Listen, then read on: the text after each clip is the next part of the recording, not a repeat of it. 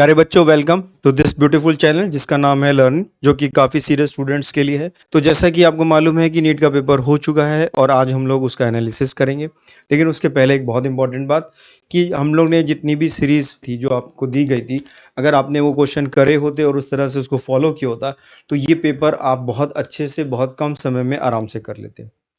ठीक है ना? वो सारी चीज़ें हमने इसमें बताई थी, अपनी सीरीज़ में बताई थी, जो इन्होंने यहाँ पर यूज़ करी। पहला यूनिट का, इस बार पेपर में भी उन्होंने यूनिट के साथ खूब खेला है। उन्होंने क्या करा है, सेंटीमीटर को मीटर में, मिलीमीटर को मीटर में। आप देखेंगे जब क्वेश्चन डिस्कस करेंगे तो आप देखोगे कि इसी तरह से उसमें काफ़ी चीज़ें की गई हैं।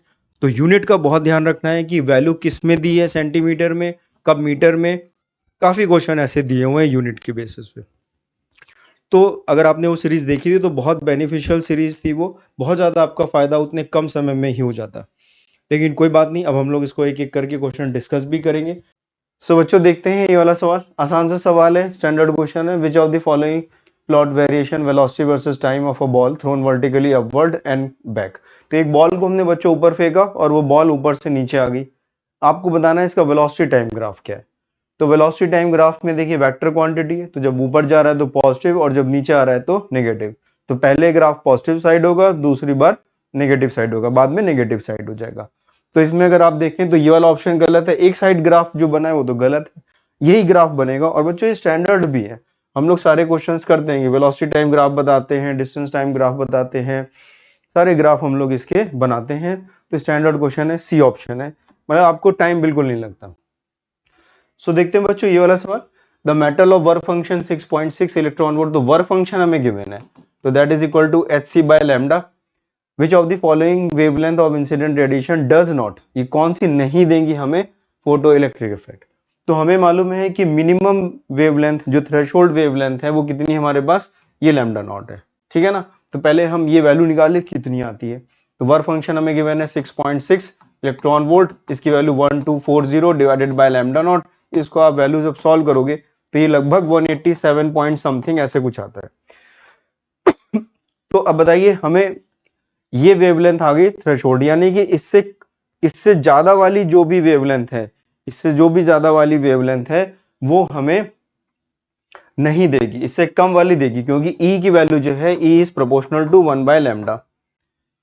तो जिसका लैम्डा कम है, जिसका लैम्डा कम है उसकी एनर्जी ज्यादा होगी, तो ज्यादा एनर्जी वाली फॉल करनी चाहिए।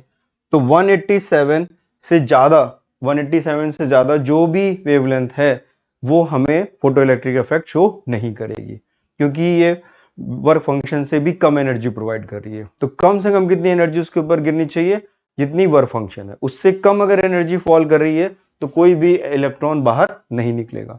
तो इससे ज्यादा कौन सा है, 200। तो 200 वाले से एनर्जी बहुत कम है, वर्क फंक्शन से भी कम एनर्जी है, इससे एनर्जी 6.6 इलेक्ट्रॉन वोल्ट से भी कम है। कम से कम 6.6 इलेक्ट्रॉन वोल्ट की एनर्जी फॉल होनी चाहिए, वो ये तीनों हैं, इससे नहीं होगी। ठीक है, आगे आसान सा सवाल था, बिल्कुल आराम से आता है। ये भी बिल्कुल इजी है। The power of the crane which lift of mass 1000। तो पावर क्या होता है, पावर हम लिख देते हैं वर्क डन। वर्क डन हो गया mgh वर्क डन। बिल्कुल बच्चों वाला सवाल है ये भी। मास कितना दिया गिवन है 1000 मल्टीप्लाइड बाय जी की वैल्यू 9.8 दी है इन्होंने, तो 9.8 लिखिएगा आप। h की वैल्यू कितनी दी है 20 डिवाइडेड बाय 10। ठीक है, तो ये यहां से कैंसिल हो गया, ये वैल्यू आ गई 19.6 मल्टीप्लाइड बाय 1000। तो ये कितना किस में आ गया, वॉट में आ गया। इसको लिखेंगे तो ये कितना हो जाएगा, किलोवाट। तो 19.6 किलोवाट आ गया। तो जरा यूनिट का देखिए, ध्यान रखिए, ये 19.6 किलोवाट भी दिया और 19.6 भी दिया, तो वे 19.6 किलोवाट आंसर है बच्चों। ठीक है, ये वाला सवाल बिल्कुल आसान सा है, थ्योरेटिकल क्वेश्चन है। E equal to h nu, ये क्या होता है बताइए, ये एनर्जी ऑफ फोटोन है। क्या है, एनर्जी ऑफ फोटोन। बिल्कुल आसान है। तो ए का आंसर कितना होगा, ए का आंसर बच्चों आ जाएगा एनर्जी ऑफ फोटोन। तो ए का 4 आ गया, ए का कितना आना चाहिए 4। तो ए का 4 आ गया, तो ये सेकंड वाला ऑप्शन हमारा यहां से कट गया जिसमें ए की वैल्यू 1 दी थी। अब बाकी तो सभी में दिया हुआ है। बी देख लेते हैं, डिफ्रैक्शन एंड इंटरफेरेंस। डिफ्रैक्शन और इंटरफेरेंस किसको रिप्रेजेंट करते हैं, वेव नेचर ऑफ लाइट को। तो बी का 3 होना चाहिए। तो बी का 3 में ये वाला भी कट गया, तो बी का आ गया 3, बी का 3 आ गया। Fourth, lambda is equal to h upon p, ये क्या है, डी ब्रोगली, ये तो डी ब्रोगली था। तो सी का हमारे पास आ गया कितना, सी का कितना आ गया 1, तो सी का 1 आ गया, तो ये ऑप्शन देखिए करेक्ट हो गया। और डी का कितना है 2, तो डी का 2। कॉम्पटन इफेक्ट, कॉम्पटन इफेक्ट हम लोग पढ़ते नहीं है, लेकिन ये पार्टिकल नेचर को शो करता है। तो अगर नहीं भी मालूम है तो बाकी के 3 पता है तो काम चल जाता है अपना, कोई दिक्कत नहीं आती। तो ये ए का 4 और ये बाकी के ऑप्शंस आपको पता ही लग गया। अगला सवाल देखते हैं, बिल्कुल आसान सा सवाल है, जब हम लोग 11th में पढ़ते हैं स्टार्ट लगभग मान लीजिए वेक्टर में यहीं से करते हैं। तो ये कह रहे हैं कि 2 वेक्टर्स हमारे पास, एक ये 8 न्यूटन का है फोर्स और यहां पर एक 6 न्यूटन का है, दोनों परपेंडिकुलर लग रहा है, ठीक है ना। तो रिजल्टेंट फोर्स कितना आ जाएगा बच्चों, F equal to 8 square plus 6 square, इसका रूट कर देंगे आपको 10 मिल जाएगा। F की वैल्यू कितनी होती है, m इंटू ए, फोर्स आ गया 10, मास दिया है 5, तो एक्सेलरेशन की वैल्यू आ गई 2 मीटर पर सेकेंड स्क्वायर। तो देखिए 2 सभी में दिया हुआ है, केवल लास्ट वाले को छोड़ दे, तो लास्ट वाला हटा दीजिए। अब आते हैं एंगल, तो ये यहां से मान लीजिए थीटा, तो ये वैल्यू कितनी है 6, तो tan थीटा की वैल्यू कितनी आ गई 6/8, यानी कि tan थीटा की वैल्यू आ गई 3/4। तो 3/4 थीटा कहां से मेजर किया है, 8 न्यूटन से, तो tan थीटा 3/4 यानी tan इनवर्स हो गया। थीटा को हम लोग ऐसे भी लिखते हैं, theta equal to tan inverse 3/4 किसके रिस्पेक्ट में, 8 न्यूटन के रिस्पेक्ट में, 8 न्यूटन के रिस्पेक्ट में। तो जरा देख लेते हैं, tan inverse 3/4 with respect to 8 newton, तो ये वाला ऑप्शन अपना करेक्ट हो गया। बिल्कुल आसान सा सवाल है, 1 मिनट भी नहीं लग रहा है सवाल को करने में। ये वाला क्वेश्चन देखते हैं, the sum of kinetic energy and potential energy of the simple pendulum is 0.2, यानी कि टोटल एनर्जी हमें यहां पर गिवन है कितनी, दोनों का सम 0.02। Find the speed of simple pendulum at equilibrium. तो इक्विलिब्रियम पर जब वो आता है, जब इक्विलिब्रियम पर होता है तो हम कहते हैं टोटल एनर्जी ही काइनेटिक एनर्जी के बराबर है। तो total energy will be equal to half mv² at equilibrium. Equilibrium पे टोटल एनर्जी ही काइनेटिक एनर्जी के फॉर्म में हो जाती है। तो ये वैल्यू लिख दीजिए 0.02 इक्वल टू हाफ m, मास हमें गिवन है 20, देखिए अब ग्राम में गिवन है तो इसको कन्वर्ट कर लीजिए, तो 20 डिवाइडेड बाय 1000, ये हम आ गया ग्राम से केजी में, मल्टीप्लाइड बाय v²। यहां से आपने इसको सॉल्व किया तो आ गया ये 20, यहां से इसको हटा दिया तो ये आ गया, इसको सॉल्व करेंगे तो ये आ गया 2, इसका कर दिया रूट तो आ गया वेलोसिटी। बिल्कुल आसान सा, और √2 कितना होता है 1.41। तो देखिए यूनिट का ध्यान रखिए, 14.1 भी दिया है 1.1, तो ऑब्वियसली थर्ड और फोर्थ तो नहीं आप टिक करोगे, लेकिन फिर भी फर्स्ट वाला ध्यान रखना होता है। बिल्कुल आसान सा क्वेश्चन है ये भी। The box of mass 15 kg is kept on the floor of a stationary trolley, the coefficient of static friction. ये पूछ रहे हैं ब्लॉक रखा है, इसके ऊपर एक आप सूडो फोर्स लगा देंगे m इंटू ए, और ये किससे बैलेंस होगा, म्यू mg से बैलेंस होगा, जो फ्रिक्शन फोर्स है, ठीक है ना। तो ये एम ए की वैल्यू किसकी बराबर हो जाती है, म्यू mg के बराबर हो जाती है, ये कैंसिल कर दिया, ठीक है ना। आपको ये दिया हुआ है 0.12, तो 0.12 ये दिया हुआ है, g की वैल्यू 10 है तो 1.2 आ गया, तो एक्सेलरेशन कितना आ गया 1.2। तो देखिए बिल्कुल आसान सा सवाल था, ये फर्स्ट वाला ऑप्शन करेक्ट हो गया। अगला सवाल देखते हैं, the speed of light in the vacuum is taken as unity. वो कह रहे हैं कि यूनिटी एक कोई है, इसको आप मान लीजिए कि ये स्पीड ऑफ लाइट है। If light takes 6 minutes and 40 second, 6 minute और 40 सेकेंड यानी 40 सेकेंड लेती है earth, reach from earth from the sun, reach to earth from the sun, sun से अर्थ तक आने पर इतना समय लगता है, तो डिस्टेंस बताना है। तो इसको सेकंड्स में कन्वर्ट कर लें हम लोग, सेकंड्स में, तो 6 मिनट कितना हो गया, 6 मिनट हो गया 6 मल्टीप्लाइड बाय 60, 360 सेकेंड्स, और 40 सेकेंड से और थे बच्चों हमारे पास, तो टोटल हमारे पास 400 सेकेंड्स आ गया। और डिस्टेंस की वैल्यू कितनी होती है, speed into time, distance is equal to speed into time. तो स्पीड हमारे पास के टाइम हमें लगा 400 सेकेंड, और यहां पर इन्होंने आपको जो स्पीड की यूनिट लिखी है वो यूनिट लिखी हुई है, तो ये यूनिट लिख लीजिए। तो आंसर कितना आ गया हमारे पास 400 आ गया, तो 400 आंसर आ गया, कुछ नहीं करना, आराम से हो जाता है। देखते हैं अगला सवाल। ये वाला क्वेश्चन देखते हैं, ये एक डायोड लगा है, ये डायोड है, तो डायोड बच्चों कब काम करता है, डायोड तब काम करता है जब ये फॉरवर्ड बायस में, अगर फॉरवर्ड बायस में है तो ये एक सिंपल कंडक्टर की तरह बिहेव करता है, और अगर ये रिवर्स बायस में है तो करंट को अलाउ नहीं करता, ठीक है। तो देखिए एक बार ये साइकिल पॉजिटिव हो रही है और एक बार ये साइकिल नेगेटिव हो रही है, तो एक बार ये फॉरवर्ड बायस में आएगा, फॉरवर्ड बायस में आएगा तो इसमें करंट क्या होगी, फ्लो करेगी, और जब ये रिवर्स बायस में जाएगा एक साइकिल में करंट फ्लो नहीं करेगी, तो दोनों में करंट कभी इसमें फ्लो नहीं कर सकती।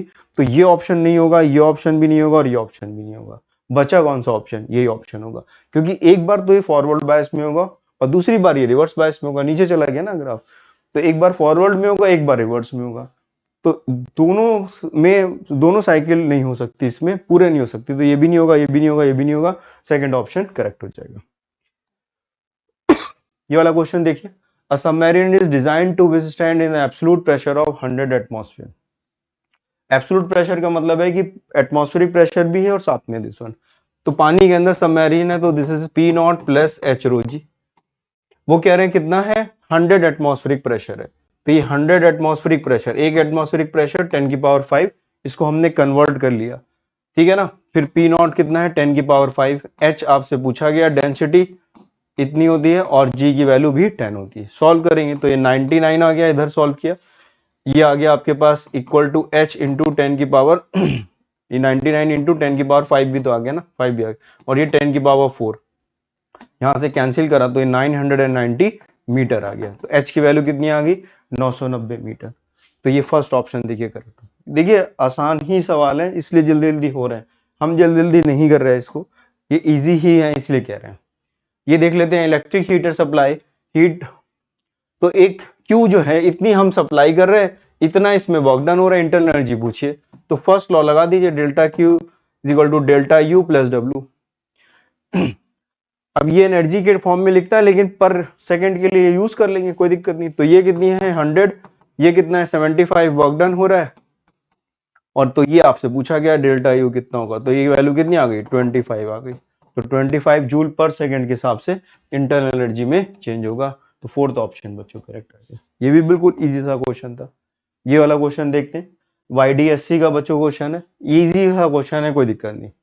A young surveillance lit experiment using the monochromatic light of wavelength lambda. The intensity of the light at a point on the screen where the path is lambda. तो हमें देखिए पाथ डिफरेंस पता है, delta phi is equal to 2 pi by lambda into delta x. ये relation है phase difference और path difference में, और इंटेंसिटी के लिए पूछ रहे हैं। तो इंटेंसिटी का देखिए फॉर्मूला जो होता है वो होता है 4I0 cos square delta phi by 2। ये फॉर्मूला हम लोग को स्टैंडर्ड फॉर्मूला है जो पता होता है, हम लोग इसका यूज कर सकते हैं जब YDSC का यूज करते हैं। YDSC एक स्टैंडर्ड हमारे पास एपरेटस है जिसका हम लोग यूज करते हैं, उसके लिए हम लोग ये फॉर्मूला यूज कर लेते हैं। I0 जो है इंडिविजुअल स्लिट है, उनकी इंटेंसिटी होती है। अब देखिए पहले केस में कह रहे हैं कि ये कितनी है? K है। K कब है? ये 4I0 cos square delta phi. Delta phi कितना हो जाएगा जरा देख लेते हैं हम लोग। पहले केस में डेल्टा फाई की वैल्यू आ जाएगी फर्स्ट केस में 2 पाई बाय लैम्डा, और कितनी वैल्यू दी है? डिफरेंस कितना है? पार्ट डिफरेंस लैम्डा, तो ये कैंसिल होके आ गया डेल्टा फाई 1 की वैल्यू 2 पाई, और ये वैल्यू जब आपने यहाँ पे पुट करी तो 2 पाई बाय 2, ये कैंसिल होके आ गया 1। तो ये वैल्यू आ गई हमारे पास K equal to 4I0 into 1, ये 1 आ गया। कॉस फाई की वैल्यू कितनी होती है? कॉस फाई की वैल्यू होती है -1, उसका स्क्वायर था इसलिए वो आ गया, तो ये क्या आ गया। दूसरे केस में देखिए क्या कह रहे हैं। अब यहाँ पे हम लोग डेल्टा फाई 2 लिख लेते हैं, delta phi 2 equal to 2 pi by lambda into lambda by 3। ये तो दिया, देखो लैम्डा बाय 3 दिया बच्चों, तो लैम्डा से लैम्डा कैंसिल हो गया। डेल्टा फाई 2 की वैल्यू कितनी हो गई? 2 पाई बाय 3। ये कितनी आ गई? 2 पाई बाय 3, और 2 पाई बाय 3 का भी आधा करेंगे, pi by 2 delta phi by 2 लिखना था तो आ जाएगा पाई बाय 3। तो ये वैल्यू आ गई हमारे पास, K डैश लिख लेते हैं 4I0 कॉस स्क्वायर कितना? Pi by 3। समझ में आ गया? ये 2 से डिवाइड कर दिया, ये पाई बाय 2 लिखना था, 2 से डिवाइड करना। कॉस 60 होता है आधा, हाफ, उसका 1/4 हो गया। तो K डैश की वैल्यू कितनी आ गई? 4I0 1/4। ठीक है ना। तो बस एक ये रिलेशन आ गया हमारे पास, एक रिलेशन ये आ गया। तो K डैश की वैल्यू बताइए कितनी आ गई? तो K dash will be equal to K by 4। Fourth वाला यानी 1/4 का रिलेशन आ रहा है यहाँ पे, तो वही रिलेशन आ गया। ये देखिए K 4I0 है, 4I0 की जगह आपने K पुट कर दिया, तो K डैश की वैल्यू कितनी आ गई? K बाय 4 आ गई। थर्ड ऑप्शन आ गया। इसी से सवाल था, ये भी डिफिकल्ट नहीं कहते इसको हम लोग वैसे तो। अब देखिए ये वाला क्वेश्चन फिर फॉरवर्ड बायस और रिवर्स बायस से रिलेटेड है। देखिए ये बैटरी का पॉजिटिव टर्मिनल है और ये बैटरी का नेगेटिव टर्मिनल है। तो पॉजिटिव टर्मिनल जब ये पी टाइप है और ये एन टाइप है, तो पॉजिटिव टर्मिनल जब पी से कनेक्ट होगा तो फॉरवर्ड बायस में, तो ये तो बच्चों फॉरवर्ड बायस में, इसी तरह से फिर ये भी फॉरवर्ड बायस में आ गया, ये रिवर्स बायस में है और ये भी फिर रिवर्स बायस में। तो देखा जाए ये वाला और ये वाला तो काम का नहीं बचा हमारे पास, तो हमारे पास सर्किट केवल इतना बचा, ये 4 ओम ये बचा और यहां पर कितना बचा, ये 2 ओम बचा और एक बैटरी लगी हुई है कितनी, 10 वोल्ट की। बस ये सर्किट है, 10th क्लास के हिसाब से कन्वर्ट हो गया। क्योंकि फॉरवर्ड बायस के केस में जो डायोड है वो एक सिंपल कंडक्टर की तरह बिहेव करेगा। इनको हम लोग सॉल्व कर लें तो 1/4 ये रेजिस्टेंस कैसे लगे हुए हैं, पैरेलल में, तो 1/R इक्विवेलेंट आ जाएगा। इसको सॉल्व करेंगे तो ये वैल्यू आ जाएगी 1/R इक्विवेलेंट। तो R इक्विवेलेंट की वैल्यू आ गई हमारे पास 4/3। ठीक है ना। करंट पूछिए तो करंट की वैल्यू कितनी होती है, V/R। V कितना दिया है, 10 डिवाइडेड बाय 4 मल्टीप्लाइड बाय 3। तो यहाँ से सॉल्व किया आपने तो ये 2, तो ये 15/2 एम्पियर आ गया। तो 15/2 एम्पियर जो है हमारे पास आंसर आ गया। बिल्कुल आसान सा ये भी सवाल था। ये वाला क्वेश्चन देखिए, the amount of work done to raise, तो पूछ रहे हैं कि ये अर्थ है, यहां से कोई मास है m, इसको हमें यहां तक ले जाना है बस, है ना। कितनी हाइट तक ले जाना है, equal to the radius of the earth, यहां तक ले जाना है।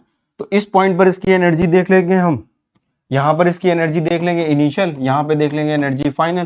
तो इनिशियल एनर्जी कितनी होगी, -g capital M small m by r, और फाइनल एनर्जी कितनी हो जाएगी, -g capital M by 2r। ये सेंटर से लिखते हैं। तो डेल्टा U की वैल्यू कितनी हो जाएगी, माइनस कर देंगे तो g capital M by 2r आ जाएगा, है ना। ये वैल्यू आ गई। ये हमने एनर्जी, और इतना ही हमें क्या करना पड़ेगा, वर्क करना पड़ेगा। जो चेंज इन एनर्जी है वही वर्क डन के बराबर होगी। तो इसमें क्या कर लें हम लोग, इसमें G M by R square लिख दें, ये 1/2 और ये स्मॉल m इंटू आर। अब बताइए जी की वैल्यू कितनी होती थी, G mass of planet divided by R square. तो ये वैल्यू कितनी हो गई, ये वैल्यू आ गई हमारे पास स्मॉल जी, ये कितना आ गया, स्मॉल जी आ गया। तो ये वैल्यू आ गई हमारे पास mg/r डिवाइडेड बाय 2। तो ये आंसर आ गया। तो mg/2, ये 4th ऑप्शन हमारा करेक्ट है। बिल्कुल आसान सा सवाल ये भी था, इजी क्वेश्चन में आता है ये भी बिल्कुल भी। ये वाला देखते हैं क्वेश्चन। अब इसमें देखिए आपने ठीक से पढ़ा है तो आराम से ये क्वेश्चन हो जाता है, कोई दिक्कत नहीं आती। मॉडर्न फिजिक्स का क्वेश्चन है। In the first excited state of the hydrogen atom, तो बच्चों पहली बात तो ये हाइड्रोजन एटम की बात कर रहे हैं और ये फर्स्ट एक्साइटेड स्टेट कह रहे हैं। तो फर्स्ट एक्साइटेड स्टेट कौन सी होती है, 13.6 ये हो गया, सेकंड -13.4 हो गया। तो n की वैल्यू कितनी आ गई, यहाँ पर 2 आ गई। तो n कितना है, यहाँ पर 2 है एक्चुअली में, ठीक है। ये पूछ रहे हैं इसमें से द रेडियल डिस्टेंस, यानी रेडियस पूछा है। तो रेडियस देखिए बच्चों हम लोग को पता होता है 0.53 मल्टीप्लाइड बाय एन स्क्वायर, ये फॉर्मूला होता है। r 0.53 n square by z होता है। z क्योंकि हाइड्रोजन के लिए इसलिए नहीं लिखा, n की वैल्यू, और n कितना है 2, तो r की वैल्यू कितनी आ गई 0.53 मल्टीप्लाइड बाय 2 का स्क्वायर। तो ये आ गया 0.53, याद रखिए ये एंगस्ट्रॉम में आता है ना। तो 0.53 मल्टीप्लाइड बाय 4 इंटू 10 की पावर -10।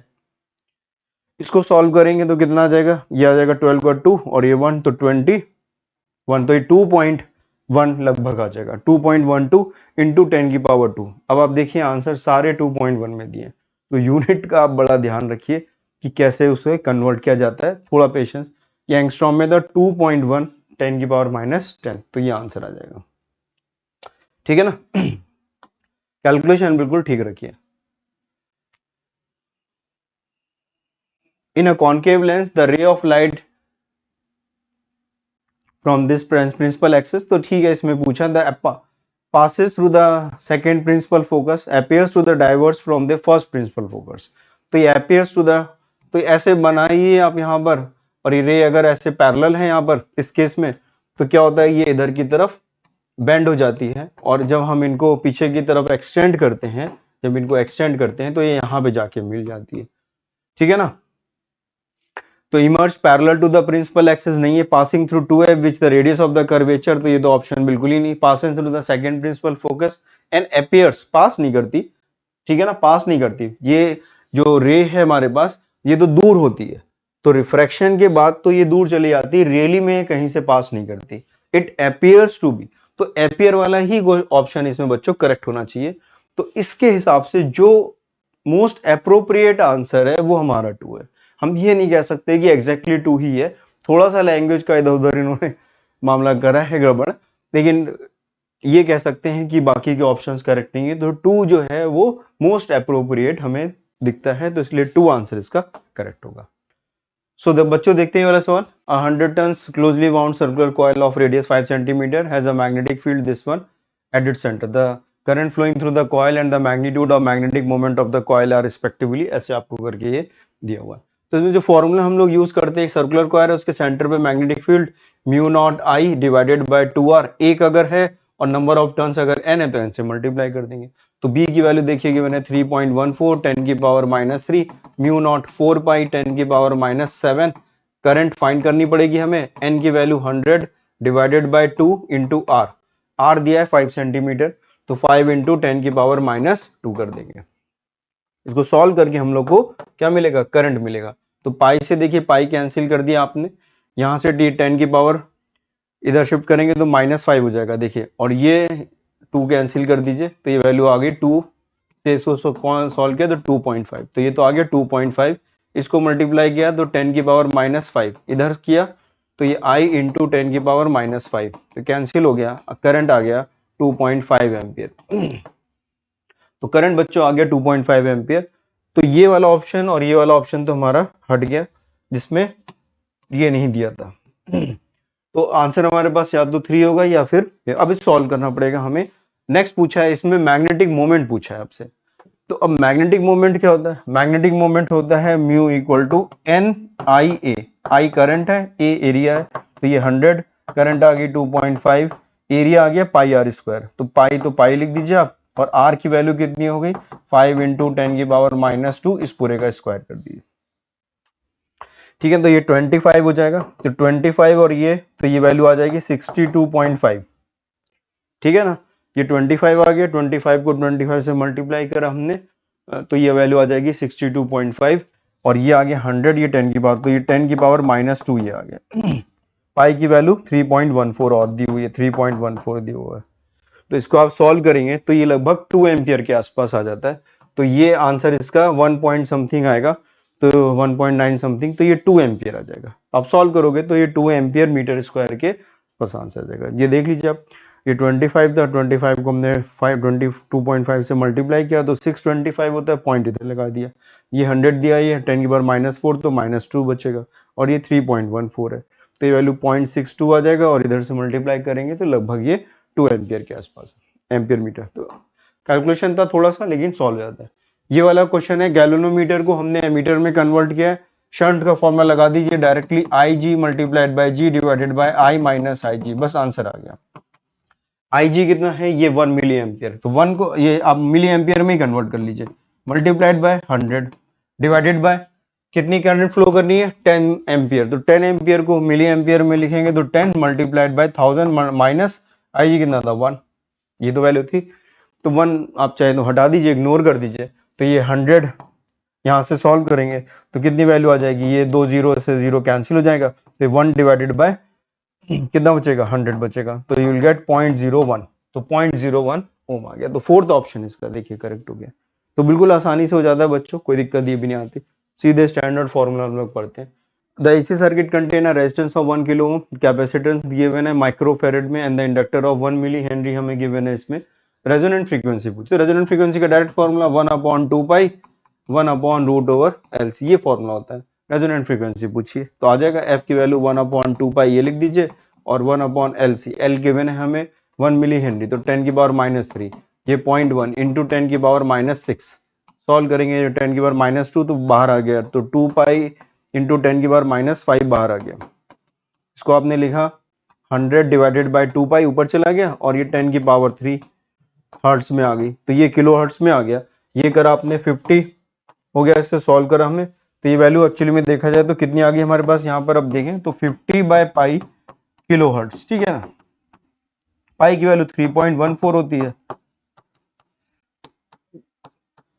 तो किलो हर्ट्स में तो कितनी आएगी वैल्यू, ये लगभग हमारे पास आ जाएगी 15.9 के आसपास। अब इसको करोगे तो 45 होता है, तो ये लगभग 15 से मल्टीप्लाई करेंगे तो 45, तो लगभग इतनी वैल्यू आ जाएगी। तो 15.9 किलो हर्ट्ज हमारा इसमें आंसर आ जाता है। आप देख सकते हो आराम से, इससे भी कैलकुलेट ना भी करें तब भी। ये देख लीजिए, flask contain argon and chlorine in the ratio 2:1 by the mass, the temperature of the mixture is this, the root mean square. तो देखो रूट मीन स्क्वायर जो वैल्यू होती है बच्चों, वो होती है वो 3RT/m, ठीक है ना। 3RT/m होती है। तो अब टेम्परेचर सेम है, केवल मास की, मोलर मास पे केवल डिपेंड करेगा। तो ये हमारे लिए वेलोसिटी, जो वेलोसिटी हमारे लिए आरएमएस आर्गन की लिखी है, तो आर्गन डिवाइडेड बाय किसका, क्लोरीन, तो यहाँ पर mass of chlorine divided by mass of argon आ जाएगा और इसका रूट लगा दीजिए, उल्टा आ जाएगा। और क्या करना है, क्लोरीन का मास हमें गिवन है कितना, 70, और इसका कितना गिवन है, 40, इसका रूट कर दिया आपने, तो ये √7/2 आंसर आ गया। बाकी का कोई मतलब नहीं है, तो सेकंड ऑप्शन है इसमें बच्चों करेक्ट। बिल्कुल आसान सा सवाल था ये, तो आराम से हो जाता है। सो देखते हैं ये वाला क्वेश्चन। The two uncharge capacitor of equal capacitance 200 picofarad, one of pico मतलब 10⁻12, one of them is charge by 100 volt and disconnected, disconnect कर दिया गया। Now this capacitor is connected to uncharge capacitor. दूसरा है अमाउंट ऑफ इलेक्ट्रोस्टैटिक एनर्जी। वैसे तो इसका एक फॉर्मूला भी आप लोग को याद करा दिया जाता है, तो इसकी जरूरत नहीं, सिंपली ऐसे हो जाएगा, ठीक है। तो एक कैपेसिटर है, उसको चार्ज करा गया, तो कितना चार्ज आ जाएगा उस कैपेसिटर पे, क्यू, सी की वैल्यू हमें गिवन है 200 पिकोफैरेड, तो पिको को 10⁻12 लिख दीजिए, मल्टीप्लाइड बाय 100 कर दीजिए, तो क्यू की वैल्यू यहाँ पर कितनी आ गई, ये चला गया, तो 2 × 10⁻8 आ गया, 0 0 ये 0 0 4, तो 8 बचा, तो 8 कूलम का चार्ज है। अब क्योंकि आपने बैटरी हटा दी है इसलिए टोटल चार्ज सेम रहेगा, तो अब आपने दूसरे को भी, सेम कैपेसिटर को भी इससे कनेक्ट कर दिया, तो अब क्या होगा, आधा चार्ज इसके पास और आधा इसके पास, तो इसके पास Q/2 हो जाएगा, इसके पास भी Q/2 हो जाएगा, ठीक है। तो एनर्जी का क्या फॉर्मूला होता है, 1/2 Q²/c। तो इसके पास चार्ज कितना है, आधा, तो हम पहले इसके लिए निकाल लेते हैं, जितनी एनर्जी इसके पास है उतनी एनर्जी इसके पास है, उसको डबल कर देंगे, तो कितनी एनर्जी होगी, 1। ये हमने, ये याद रखिए कि हमने केवल अभी बच्चों फॉर्मूला ही लिखा हुआ है, फॉर्मूला है, तो ये Q/2 का स्क्वायर डिवाइडेड बाय c, ये इसके एक के पास इतनी एनर्जी होगी और उसके पास दूसरे के पास भी इतनी है, तो इसको आप मल्टीप्लाइड बाय बस 2 कर दीजिए, तो टोटल एनर्जी हमारे पास यहाँ पे मिल जाएगी। तो 2 से 2 कैंसिल हो जाएगा, यू विल गेट Q²/4c, ये आ गई। अब Q की वैल्यू आप पुट कर दीजिए, Q कितना है 2, तो ये आ जाएगा 4 × 10⁻16 हो गया, डिवाइडेड बाय 4 × c, c की वैल्यू कितनी थी, 200 × 10⁻12, ये लिखा है ना, 200 × 10⁻12, तो 200 × 10⁻12, तो 4 से 4 ये कैंसिल हो गया, ये 1/2, तो 1/2 यानी कि 0.5 हो गया, और इधर सॉल्व किया तो 0.5 × 10⁻6 आंसर आ गया। तो देखिए बच्चों ये वाला आंसर आ रहा है 0.5 × 10⁻6, ये तो ऊपर चला जाएगा ना, -16 है, ये ऊपर चला जाएगा 4, और ये 1/200 है, तो यहाँ से सॉल्व हो जाएगा, तो 6 आ जाएगा। ये देखो सॉल्व कर लो, ये 0 0 है, 10 हो जाएगा, ऊपर जाएगा 6 बचेगा, और ये 0.5, तो ये तो 4 आंसर आ जाएगा, ठीक है ना, आराम से हो जाता है, कोई ऐसी प्रॉब्लम नहीं। ये वाला क्वेश्चन देखते हैं, प्रिज्म का क्वेश्चन है। A ray of monochromatic light is passing through an equilateral prism as shown in figure. The refracted ray is parallel to the base. अब देखिए जैसे ये लिख दिया इन्होंने कि रिफ्रैक्टेड रे जो है वो बेस के पैरेलल है, ये कौन सी कंडीशन होती है, ये कंडीशन होती है मिनिमम डेविएशन की कंडीशन होती है। जब refracted ray parallel to the base हो जाती है, तो रिफ्रैक्टेड रे जब पैरेलल हो जाती है तो ये मिनिमम डेविएशन की कंडीशन होती है, और मिनिमम डेविएशन के केस में आई की वैल्यू ई के बराबर आती है, R1 की वैल्यू R2 के बराबर आती है, और जो डेविएशन होता है वो होता है I + E - A। तो I की वैल्यू हमें 50 दी हुई है, तो E भी 50 हो गया, तो ये हो गया 100 - A कितना दिया हुआ है 60, तो 60 कर दिया, तो आंसर कितना आ गया 40। तो सिंपल सा ये है 40 आंसर बच्चों इसका हो गया। आसान सा सवाल था, बस ये पता होना चाहिए कि मिनिमम डेविएशन का ये केस है। इस केस में देखिए a metre bridge experiment, the position of the cell and the galvanometer G are interchange, तो कोई फर्क नहीं पड़ेगा, आप सर्किट को ऐसे बना लीजिए, गैल्वेनोमीटर यहां लगा दीजिए, ठीक है ना, इस तरह से गैल्वेनोमीटर लगा दीजिए और बैटरी यहां लगा दीजिए, कोई फर्क नहीं पड़ेगा, इस केस में भी कोई ऐसा फर्क नहीं पड़ता, ठीक है ना। एक आर्म ये है R1 R2, ये R3 और ये R4, इस केस में आप यही तो लिख रहे हो, ये R4 है, इस केस में आप R1/R3 की वैल्यू R2/R4 के बराबर ही लिख रहे हो, ये तो कर रहे हो हम यहां पर। अब क्या अगर हमने इंटरचेंज कर दिया, तो इंटरचेंज करने पर कोई फर्क नहीं पड़ेगा, देखिए यहां पर आप ये ऐसे बना दीजिए, ठीक है ना, कोई दिक्कत नहीं आएगी, ये वाला जो पार्ट है आपने इसको इंटरचेंज कर दिया तो कोई दिक्कत इसमें नहीं आएगी। यहां पर आपने गैल्वेनोमीटर लगा दिया अब, और यहां पर आपने बैटरी लगा दी, वही तो ये कह रहे हैं, यहाँ पे बैटरी लगा दिया आपने। तो कोई भी इससे फर्क नहीं पड़ेगा, अभी भी ये बैलेंस व्हीट स्टोन की तरह ही ट्रीट होगा, कोई भी इसमें प्रॉब्लम नहीं आएगी, सेम एज इट इज रहेगा। Only the left side deflection तो गलत, both right hand side left hand deflection and the balance point at balance point no deflection, तो ये ऑप्शन देखिए सही है, अभी भी ये व्हीट स्टोन ब्रिज की तरह काम करेगा। Only the right side there will be no deflection, तो ये सब गलत है, तो केवल सेकंड ऑप्शन। दोनों साइड ये दिखाएगा, इस साइड आप करोगे जॉकी तब भी इधर डिफ्लेक्शन होगा, दूसरी साइड भी डिफ्लेक्शन होगा, केवल जहां पर बैलेंस होगा वहां पर ये, जब बैलेंस्ड होगा तो उस केस में ये डिफ्लेक्शन नहीं दिखाएगा, कोई इसमें प्रॉब्लम नहीं आती, सिंपल सा ही होता है ये भी। The two statements are given below. When the forward bias current voltage across the PN junction diode increases above a certain threshold voltage, the diode current increases significantly. तो करेक्ट है बिल्कुल, बहुत ज्यादा वोल्टेज बढ़ा देंगे तो बहुत ज्यादा इलेक्ट्रॉन्स बॉन्ड ब्रेक होंगे और वो उधर पहुंच जाएंगे। This current is called the reverse saturation current, इसको हम लोग रिवर्स सैचुरेशन करंट कहते हैं। तो ये स्टेटमेंट गलत है हमारे पास, इसको हम लोग गलत कहेंगे। तो ए करेक्ट है, ए करेक्ट है और बी फॉल्स है, तो A is true and B is false, तो हमारे पास ये फर्स्ट वाला ऑप्शन करेक्ट होना चाहिए, ठीक है। सो देखते हैं बच्चों ये वाला सवाल। A rectangular wire loop of side 8 cm, 6 and 3 cm are small cut is a moving out of the region with a uniform magnetic field of 0.3 Tesla directed normal to the plane of the loop. The EMF developed, cut करने का मतलब है कि उसमें current flow नहीं कर रही है, केवल पोटेंशियल डिफरेंस डेवलप होगा, ठीक है ना, ओपन सर्किट हो जाए। The EMF developed across the cut if the velocity of the loop is 2 cm per second in the direction normal to the shorter side of the loop। तो जो loop है हमारा, तो एक्चुअली मैं इस तरह से बनाया है आपको, तो ये 3 सेंटीमीटर है और ये इस डायरेक्शन में v वेलोसिटी से, तो साइड है उसके परपेंडिकुलर जो है हमारे पास मैग्नेटिक फील्ड है, ठीक है ना, छोटी साइड के। तो हमें बस कितना लगाना होता है, बी फॉर्मूला क्या लगाना होता है, ईएमएफ इंड्यूस का फॉर्मूला लगाएंगे, E इक्वल टू BVL, ये परपेंडिकुलर होने चाहिए। मैग्नेटिक फील्ड हमें गिवन है 0.3 टेस्ला, वेलोसिटी गिवन है 2 सेंटीमीटर, तो 2 इंटू 10 की पावर -2 मीटर पर सेकंड, और L हमें 3 सेंटीमीटर लिखना है, शॉर्टर साइड से परपेंडिकुलर है, तो 3 इंटू 10 की पावर -2। सॉल्व कर लेंगे इसको तो ये वैल्यू आ जाएगी 1.8, ये हो जाएगा कितना 6 मल्टीप्लाइड बाय 0.3 इंटू 10 की पावर -4, तो ये आ गया 1.8 इंटू 10 की पावर -4। तो ये आंसर बच्चों हमारे पास 1.8 इंटू 10 की पावर -4 आ जाता है। बिल्कुल आसान सा सवाल था, ये भी कोई दिक्कत नहीं थी।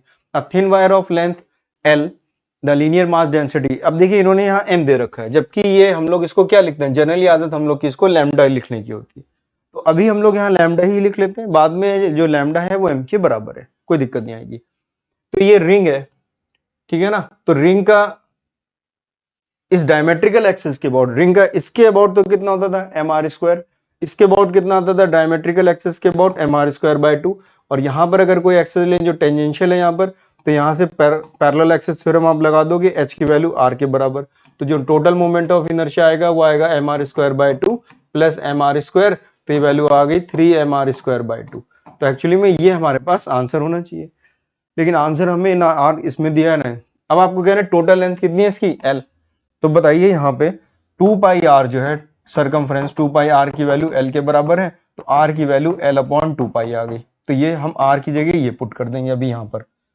और मास, ये टोटल मास लिखा हुआ है, मास कितना हो जाएगा लैम्डा इंटू एल हो जाएगा, मास डेंसिटी अगर लैम्डा लिख लेते हैं और ये L टोटल लेंथ है, बस ये वैल्यू यहाँ पुट कर दीजिए, तो I की वैल्यू कितनी आ गई 3/2, m की जगह हम कितना लिखेंगे लैम्डा L, और ये वैल्यू r की जगह लिखेंगे L²/4π², तो ये वैल्यू आ गई 3/8 π², तो 3/8 π² आना चाहिए, 3/8 π², और ये आ गया L3, तो L3 भी आ गया, तो L3 आ गया ना, ये L और ये L3, और ये लैम्डा को इन्होंने ही m लिखा हुआ है, तो ये हो गया हमारे पास कितना 3 लैम्डा L3/8 π²। तो देखिए फोर्थ ऑप्शन हमारा करेक्ट आ गया 3mL3/8 π², ये स्क्वायर है, ये स्क्वायर है, तो ये डायमेंशनली देखिए इनकरेक्ट होगा यहाँ से, तो और ये L3 हमें जरूर दिया है, ये वाला आंसर आ गया 8mL3/8 π², तो ये ऑप्शन हमारा करेक्ट होगा। तो देखते हैं बच्चों ये वाला सवाल, a resistor is connected to the battery of 12 volt EMF, the internal resistance 2 ohm, the current is circuit दिया है, द टर्मिनल वोल्टेज बताना है, तो V की वैल्यू कितनी होती है E - IR, यही होती है, तो V terminal voltage, potential current battery कितनी 12 वोल्ट की, ठीक है, करंट कितनी 0.6, रेजिस्टेंस कितना दिया हुआ है 2, ठीक है ना, तो ये वैल्यू आ गई हमारे पास 0.6, इंटरनल रेजिस्टेंस 2 ओम का है, तो ये वैल्यू आ गई 12 और ये वैल्यू आ गई -1.2 कर देंगे आप, ठीक है, तो 1.2 कर देंगे तो ये वैल्यू कितनी आ जाएगी हमारे पास 10.8 आ गई, तो कितना आ गया 10.8 आ गया, तो 10.8 बच्चों इसका आंसर हो जाएगा। बिल्कुल आसान सा सवाल था, हो गया था। नेक्स्ट क्वेश्चन देखते हैं। When a ruler fall vertically 5 different persons, तो कोई भी चीज ऐसे फॉल कराई गई, यहाँ से पेन को छोड़ देते हैं, तो रिएक्शन टाइम पूछा जा रहा है, तो अगर ये ज्यादा देर बाद अगर हमने रोका है, मान लो हमने इसको छोड़ा यहाँ से और ज्यादा देर के बाद पकड़ा इसको, तो ज्यादा फॉल कर चुका होगा, तो जिसका रिएक्शन टाइम कम है, जिसका रिएक्शन टाइम कम है, जिसका रिएक्शन टाइम कम है, क्या है, लेस है, उसने डिस्टेंस कम ट्रेवल किया होगा, उसने भी डिस्टेंस कम ट्रेवल किया होगा, जिसका रिएक्शन टाइम कम है उसने कम डिस्टेंस ट्रेवल किया होगा, जिसका रिएक्शन टाइम ज्यादा है, ज्यादा रिएक्शन टाइम है, ज्यादा टाइम के बाद उसने उस स्केल को पकड़ा है, तो स्केल ज्यादा मूव कर चुका होगा, तो जिसका ज्यादा है उसने ज्यादा डिस्टेंस ट्रेवल किया होगा, तो सबसे ज्यादा किसका है, देखिए बी का, तो बी ने 0.22 सेकंड्स के बाद उसको होल्ड किया है, तो 0.22 सेकंड तक वो फॉल किया, ज्यादा देर तक फॉल किया, तो ज्यादा डिस्टेंस ट्रेवल किया होगा, तो जो पहला सबसे ज्यादा डिस्टेंस ट्रेवल किया वो बी ने किया है, तो बच्चों ये वाला और ये वाला तो गलत हो गया, केवल हमारे पास कौन सा बचा, 3 और 4 बचे। ई भी दोनों का सेम है और ए भी दोनों का सेम है, दो छोड़ दीजिए, डी और सी में बट डिसाइड कर लेते हैं, तो डी देखिए 0.9 है, ठीक है ना, और सी कौन सा है, सी 0.8 है, तो इसने ज्यादा देर से पकड़ा, तो पहले ये होगा, सबसे कम ये है, सबसे कम कौन सा है, सी वाला, तो ये थर्ड ऑप्शन देखिए हम लोग का करेक्ट हो जाएगा। तो आसान सा सवाल था ये भी, कोई दिक्कत नहीं आती। The angular speed of the flyover is increased from 600 rpm to 1200 rpm in 10 seconds। अब देखिए यूनिट का ध्यान, ये 600 rpm है और ये 1200 rpm, रोटेशंस पर मिनट दिया हुआ है, तो इसको अगर हम कन्वर्ट कर लें तो 600 rpm रोटेशंस पर मिनट, तो इसको 600 डिवाइडेड बाय 60 कर दे तो ये रोटेशंस पर सेकंड आ जाएगा, पर सेकंड में आ जाएगा, तो ये कितना आ गया 10 आरपीएस कह सकते हैं, और दूसरे वाले के लिए कितना आ जाएगा, ये आ जाएगा 20 आरपीएस, तो 10 आरपीएस से स्पीड जो हो गई वो कितनी हो गई, 20 आरपीएस हो गई है, ठीक है ना, तो आपसे बताना है कितने रिवॉल्यूशन, कितने चक्कर उसने लगाए हैं, तो हमें मालूम है omega minus omega not equal to alpha t, t की वैल्यू हमें यहाँ गिवन है, यहाँ से आपको अल्फा निकल ही आएगा, और अल्फा की वैल्यू हम दूसरी क्वेश्चन में पुट कर देंगे, तो वो वाली वैल्यू कितनी थी, omega square minus omega not square to alpha theta, theta जो है कितना घूमा ये पता नहीं, इनको अगर आप डिवाइड कर दीजिए तो वैल्यू कितनी आ जाएगी, ये अल्फा यहाँ पुट कर देंगे अब, तो ये omega square minus omega not square divided by omega minus omega not, ये अल्फा अल्फा कैंसिल हो जाएंगे, तो ये वैल्यू आ जाएगी 2 थीटा डिवाइडेड बाय टी।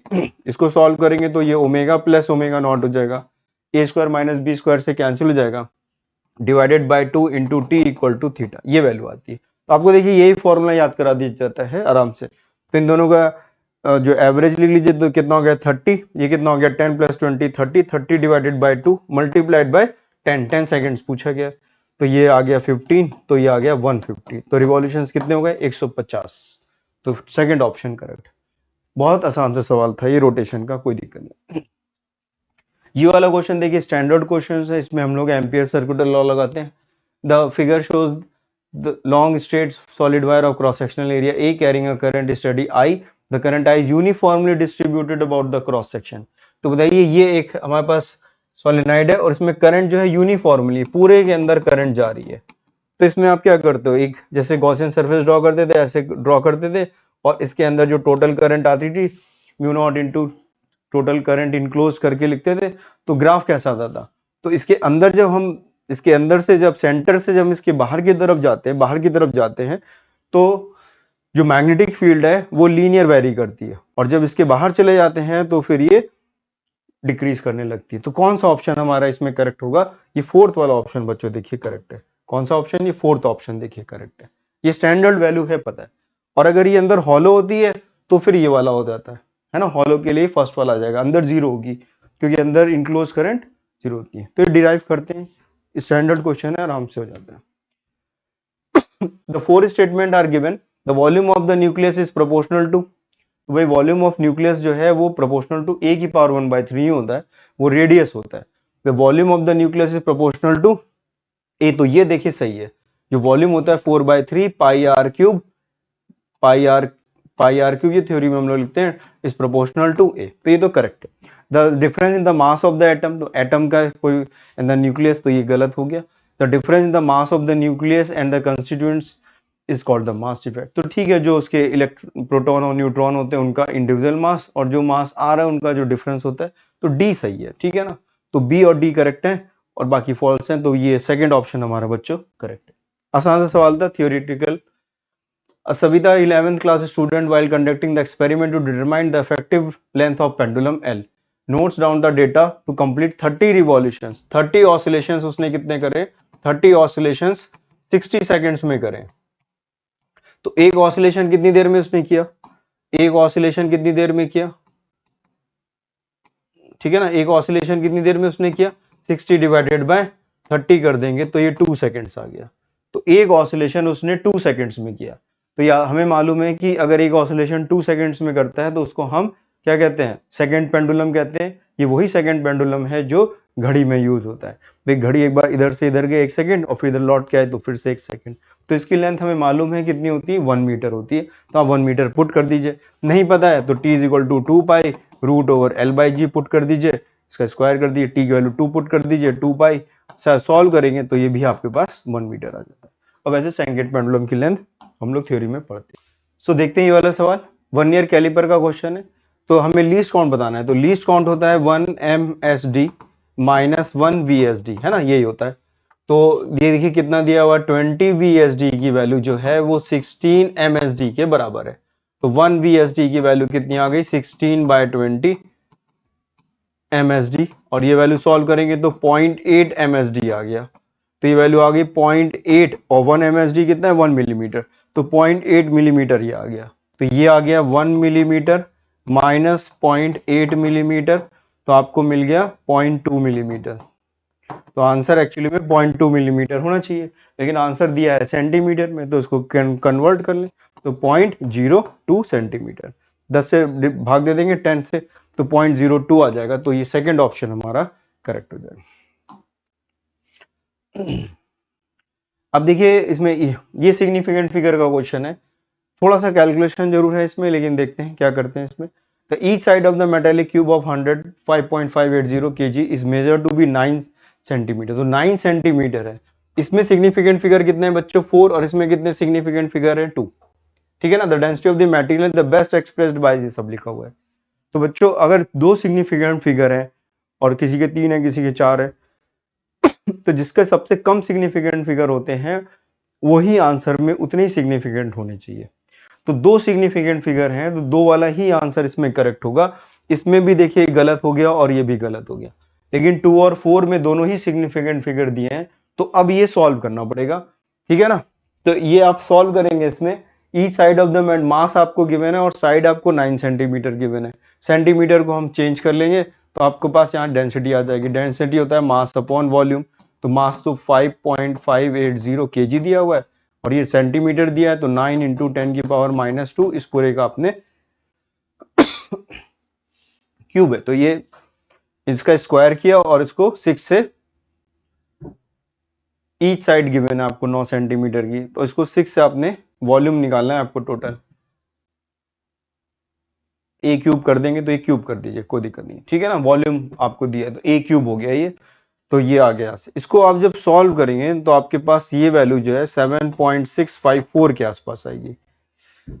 तो अब 2 तक ही हमें लिखना है। तो अब इसको देखिए, ये 5 लिखा है, ये 5 और इधर अगर इवन नंबर होता है तो हम इधर की तरफ एक वैल्यू को बढ़ा देते हैं, तो इसकी वैल्यू कितनी हो जाएगी? 7.7 हो जाएगी। तो इसका आंसर 7.7। सिग्निफिकेंट रूल का हमने रूल यूज करा, 5 के इधर अगर इवन है तो इस साइड फिर हम इसको बढ़ा देते हैं, ठीक है। ये देख लेते हैं क्वेश्चन, आसान सा। In interference the diffraction the light energy distributed, it is reduced in one region producing, ठीक है। there is no gain or loss of energy, there is a phenomena of consistent with the principle of conservation of energy, ठीक है। बिल्कुल, कि जब diffraction या polarisation या हमारा इंटरफेरेंस होता है तो एनर्जी का रीडिस्ट्रीब्यूशन होता है। कहीं पर एनर्जी ज्यादा हो जाती है, कहीं पर एनर्जी कम हो जाती है, कहीं पर हम कहते हैं डिस्ट्रक्टिव इंटरफेरेंस हो रहा है, कहीं पर हम कह रहे हैं कंस्ट्रक्टिव इंटरफेरेंस हो रहा है। ठीक है ना। डिफ्रैक्शन तो ए करेक्ट है बच्चों, है ना, तो ये तो ट्रू हो गया, इसमें कोई दिक्कत नहीं। The diffraction and the interference are the characteristics exhibits only in light wave. ऐसा नहीं, साउंड में भी डिफ्रैक्शन और इंटरफेरेंस होता है।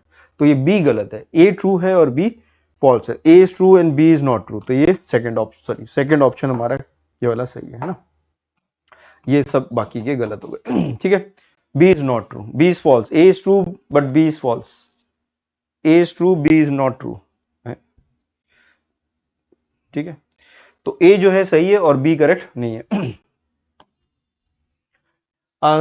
Simple pendulum having the time period T, kinetic energy, तो काइनेटिक एनर्जी मालूम है हम लोग को कि हमेशा पॉजिटिव होती है, एनर्जी पॉजिटिव होती है, तो ग्राफ नेगेटिव साइड नहीं जाएगा। और एक बार में एक ऑसिलेशन में ये 2 बार चेंज होती है, तो ग्राफ कौन सा बनेगा। एक तो देखिए नेगेटिव वाले ग्राफ तो वैसे भी नहीं होंगे और ये भी नहीं होगा, तो बचा ये ऑप्शन। तो आप इस तरह से भी इसको क्लिक कर सकते हैं। और 2 बार ही होगी, एक बार t/2 पर और एक बार दूसरे t पर, 2 बार इसकी एनर्जी चेंज होती है। इसके तो देखते हैं ये वाला सवाल बच्चों। अ room heater is rated 400 what 220 volt if the supply voltage is 220 volt 200 volt. तो पहले ही देखिए पावर रेटिंग दी हुई है, इसको हम कहते हैं रेटिंग। तो यहां से रेजिस्टेंस आ जाएगा, तो हमारे पास फॉर्मूला क्या होता है, P = V²/R, और रेजिस्टेंस पहले केस में और बाद में सेम रहेगा, ठीक है ना। तो रेजिस्टेंस की वैल्यू आ जाएगी हमारे पास V²/P। सॉल्व नहीं करेंगे, पहले बस ऐसे लिख देंगे, सॉल्व बाद में करेंगे। 220 का स्क्वायर डिवाइडेड बाय 400, ये रेजिस्टेंस आ जाएगा। फिर दूसरे केस में कह रहे हैं पावर कितनी होगी, तो P डैश हो जाएगी V²/R। V की वैल्यू कितनी है, अब जो नया दिया था, तो ये 200 का स्क्वायर कर दीजिए डिवाइडेड बाय R, तो ये आ गया 220 का स्क्वायर मल्टीप्लाइड बाय 400। इसको हम लोग को बस सॉल्व कर लेना है, आंसर आ जाएगा। तो देखिए पहले यहाँ सॉल्व कर लेते हैं, 0 से 0 इधर कैंसिल हो जाएगा, ठीक है। ये सॉल्व करेंगे तो ये 10 आ जाएगा और इधर 11 आ जाएगा। तो ये ऊपर तो आ गया 100 डिवाइडेड बाय 121 मल्टीप्लाइड बाय 400।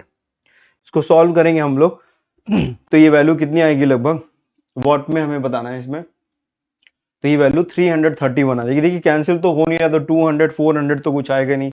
ये 121 दिया है, तो ये 400 से कम आएगा, ये 400 से तो कम आएगा।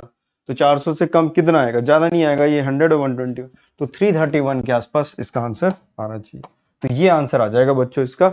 इस तरह से वाला प्रॉब्लम सॉल्व हो जाएगा। तो इजी क्वेश्चन था, कोई दिक्कत नहीं है, कैलकुलेशन का पार्ट है। आप इसी को सॉल्व कर लीजिए।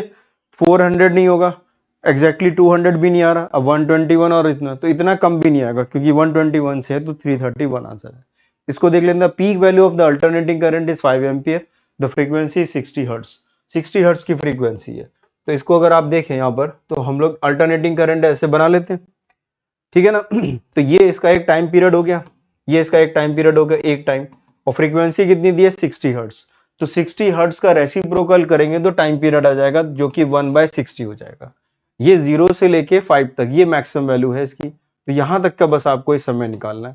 तो ये कितना समय था, ये था t/2, ये टाइम था t/4, तो t/4 एक्चुअली में आंसर आ जाएगा। तो 1/60 इन 1/4, तो ये वैल्यू आ गई 240। तो सी ये आ गया ऑप्शन हमारा 1/240। आराम से सवाल ये वाला हो जाता है। इस वाले क्वेश्चन को देखिए, बिल्कुल इजी सा क्वेश्चन है, आराम से कर लेते हैं हम लोग।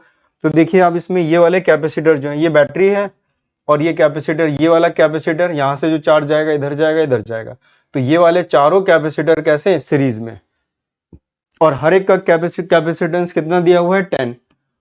तो 4 कैपेसिटर सीरीज में लगे हुए हैं। सीरीज मतलब 1/C इक्विवेलेंट की value 1/C1 plus 1/C2 plus 1/C3 plus 1/C4 सब सेम है, तो 1/C। तो C इक्विवेलेंट की वैल्यू 2.5 माइक्रोफैरेड आ जाएगी, ठीक है ना। और ये वाला जो कैपेसिटर लगा है ये ऑलरेडी 2.5 माइक्रोफैरेड का ही लगा हुआ है।